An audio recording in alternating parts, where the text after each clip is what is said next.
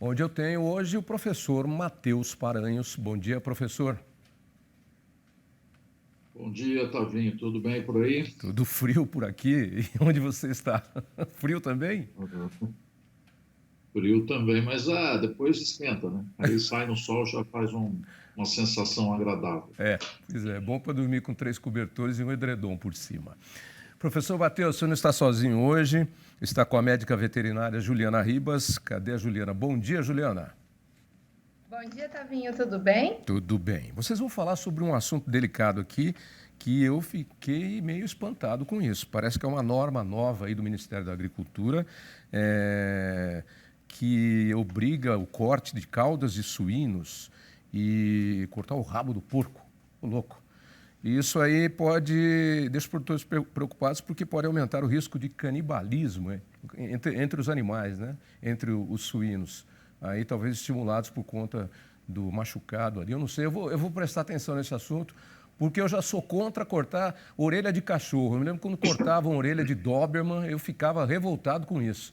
Se o bicho nasceu daquele jeito, cortar rabo de cachorro, cortar orelha de cachorro, eu já fico bravo com isso. Bom, mas vocês vão explicar para mim cientificamente de onde veio isso, o porquê isso foi criado e se esse risco de canibalismo realmente existe. Estou aqui na escuta, professor, com você.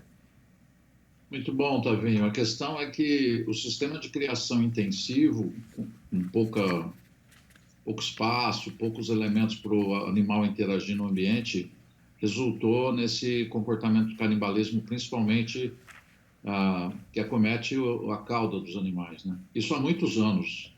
É um problema já que faz parte da história da suinocultura mundial. E para resolver o problema de ficar mastigando o rabo, que tem consequências graves, a Juliana depois pode explicar com mais detalhes, foi resolvido cortando o rabo, né? Então a gente cortava o rabo bem curtinho para tirar aquele estímulo de um elemento ali que atraía o outro suíno para morder, mastigar, causando os ferimentos. O que o Ministério fez agora, nessa Instrução Normativa 113, de 16 de dezembro de 2020, foi estabelecer uma regra. Ele estabeleceu o comprimento, o máximo que pode ser cortado. E isso deixou a cauda dos suínos, que já era cortada, maior do que usualmente. E aí surgiu uma preocupação enorme dos produtores de isso resultar no canibalismo, porque, veja bem, o que nós estamos fazendo quando nós cortamos o rabo do suíno, nós não estamos tratando a causa do problema, né? Nós estamos tratando um efeito. Isso é simplesmente um sinal de que as coisas não estão bem. E por conta disso tem esse desafio aí para a cadeia produtiva da suinocultura, e a Juliana e nós aqui da universidade estamos fazendo uma pesquisa, vamos tratar um pouco desse assunto. Ju, muito legal ter você aqui, esse tema super atual, preocupante, buscando estratégias para viabilizar que essas mudanças que promovem o bem-estar do suíno também não traga mais risco, né? Eu gostaria de ouvir você falar um pouco como é que tem sido o impacto dessa nova regra, dessa normativa 113, Instrução Normativa 113, no meio da suinocultura e como é que nós vamos lidar com isso. Professor, muito obrigada pelo convite. É um prazer estar de novo com vocês aqui. E com certeza esse é um dos pontos mais desafiadores aí da normativa. Essa mudança, né, onde o corte de cauda ele passa a ser tolerado pela nova instrução normativa e é permitido somente que seja amputado o terço final da cauda quando todas as outras medidas de manejo e de enriquecimento forem implementadas. Isso traz uma mudança bem significativa no modelo de produção atual, né? Onde o normal, o usual é se amputar em torno de 2/3 do final da cauda. Mas como o senhor bem disse, nós não estamos buscando resolver ali a causa raiz do problema, mas sim encontrar uma medida de manejo que amenize os efeitos secundários de outros déficits que a gente acaba tendo. O que nós vemos é que essa adequação ela é desafiadora para o produtor e nós não temos todas as respostas ainda, porque simplesmente parar de cortar o rabo ou cortar somente o terço final sem realizar a adequação dos outros fatores que estão em déficit, por exemplo, densidade, espaço de comedouro, espaço de bebedouro, uma adequação da ambiência, eu posso ter um agravamento do problema do canibalismo, que ele traz aí mais dor e sofrimento para os indivíduos, né? Além de lesões como abscessos e aumento da mortalidade. O que eu vejo que é um ponto crucial assim no processo é trabalhar a estratégia do enriquecimento ambiental. E para isso o produtor precisa entender que o suíno ele tem essa necessidade de exploração muito forte dentro do seu comportamento inato, que são os comportamentos que ele performa naturalmente, independente do ambiente no qual ele esteja inserido. E fuçar aí representa 85% do repertório comportamental do suíno. Então, o uso da estratégia do enriquecimento como preventivo, ele pode ser um coadjuvante muito grande. Hoje nós temos aí resultados experimentais parciais de um projeto que está em andamento, onde foi feita a adequação do corte de cauda de acordo com a instrução normativa. Então, a cauda residual que antes a gente deixava 1,5 cm, nós passamos a deixar 4,5 cm, que é aquilo que a instrução normativa permite, e nós estamos testando aí dois modelos, né? Um modelo não colocando o enriquecimento preventivo e outro colocando o enriquecimento preventivo. Até o presente momento, onde nós estamos com o enriquecimento preventivo, não houve nenhum problema de canibalismo. E onde nós não temos enriquecimento preventivo, 60% das baias necessitaram que fosse adicionado o enriquecimento corretivo. O que é isso? É onde a gente identificou o início de um processo de canibalismo, já inserir o enriquecimento ambiental como estratégia para corrigir. E tem um ponto aí muito interessante, né, professor, que a gente vem conversando bastante sobre ele, que é onde foi adicionado o enriquecimento, os problemas cessaram. Então, esse é um indicativo que a gente está começando a desenhar um caminho interessante, mas que esse caminho jamais ele vai ser separado aí dessa estratégia da gente criar uma complexidade do ambiente para esse animal. Juliana, muito legal essa possibilidade. E você vê funcionando, se der tudo certo, se a gente diminuir esse risco, vamos dizer, praticamente a zero, a possibilidade de até não ter necessidade de cortar nada, né? Porque a normativa diz cortar o terço final. É um grande desafio, ou seria um grande desafio, não cortar nada? Professor, hoje eu ainda tenho um pouco de perguntas com relação a isso. Por quê? Na Europa, esse processo de não cortar nada já faz mais de 10 anos que é solicitado, tá? E eles só são autorizados a cortar quando eles comprovam que tem problemas, mesmo executando todas as medidas necessárias de densidade, enriquecimento, ambiência. E num relatório feito ano passado, 77% das granjas ainda cortam.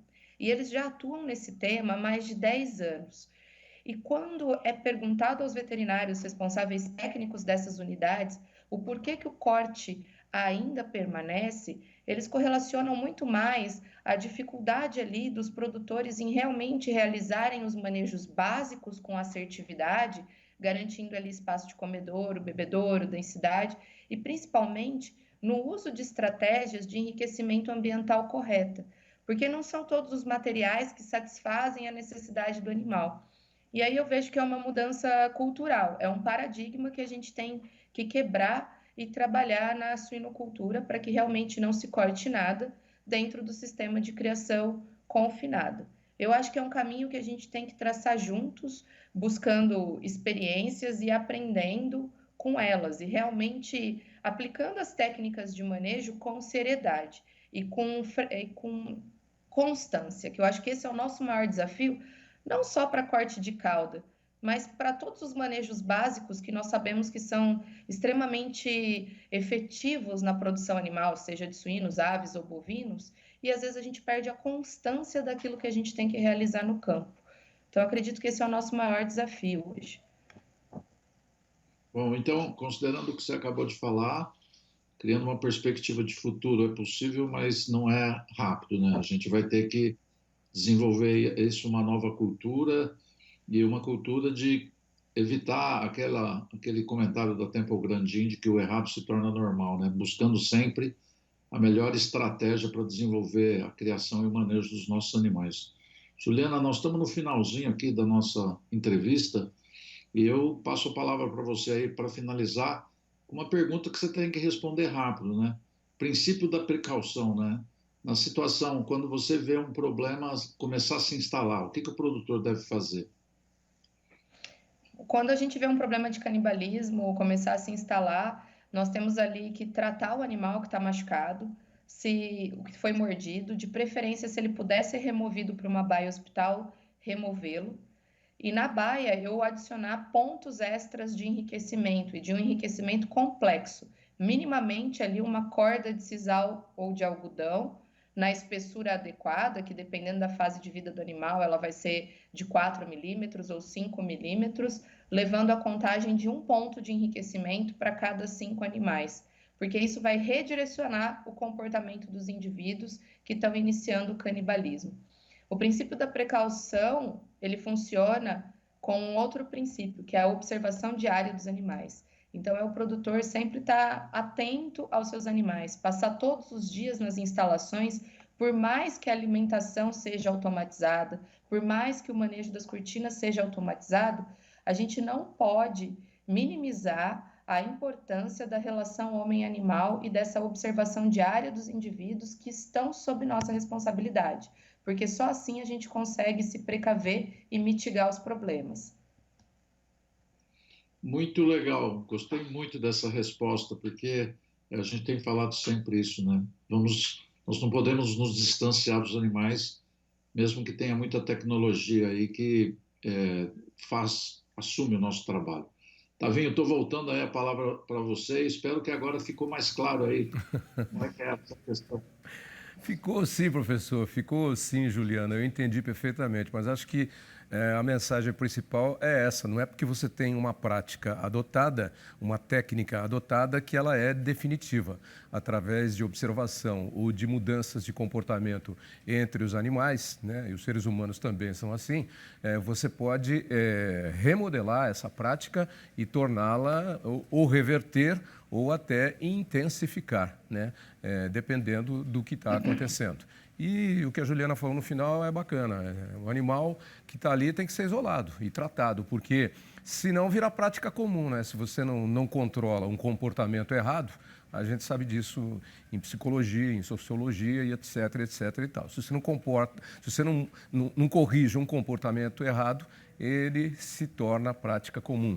E a gente está cansado de ver maus exemplos aí, inclusive na vida dos seres humanos, de comportamentos errados que não são corrigidos e depois se tornam prática comum. Não seria diferente entre os animais. Muito boa conversa. Obrigado, Juliana. E, professor, até a próxima quinta. Tchau. Tchau, Juliana. Tchau, Tavinho. Um prazer. Até a próxima. Até a próxima.